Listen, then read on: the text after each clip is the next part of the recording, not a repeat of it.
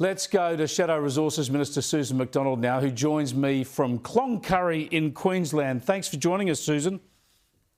The heart of the great Northwest Minerals Province, Chris. Great to be with you. Yeah, I want to get your take on the debate last night. Anthony Albanese would not tell us when power prices will be going down. How long would it take for you to get power prices going down?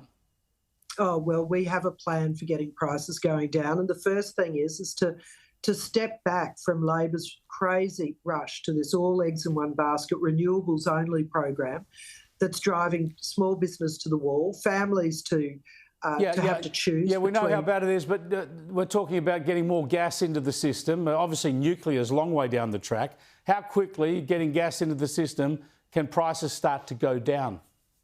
Yeah, we'll believe we'll have more gas into the system by the end of this year, which means that manufacturing costs immediately fall, household use of gas immediately falls, and then the electricity usage by gas also starts to fall. So this is a very immediate plan.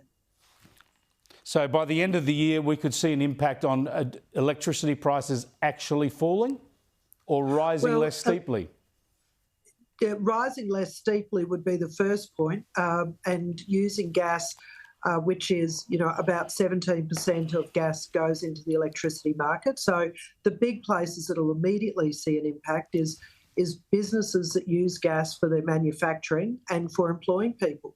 We're seeing businesses go offshore right now. So that is a really important immediate impact.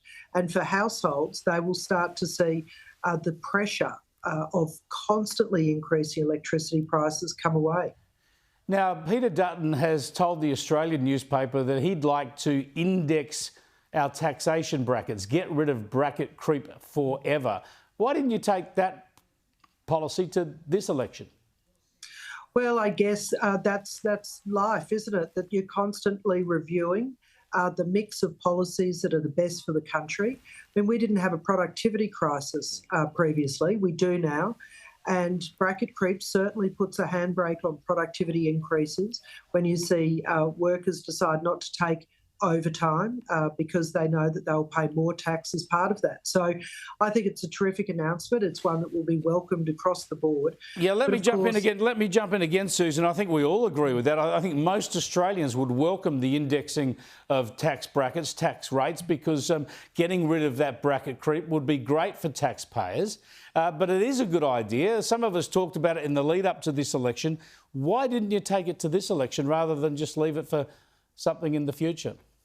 Well, I think one of the things that we have to recognise, unfortunately, is that Labor had such anti-mining and anti-resources policies that our very income stream that allows us to make the sort of tax changes that we're talking about is under threat.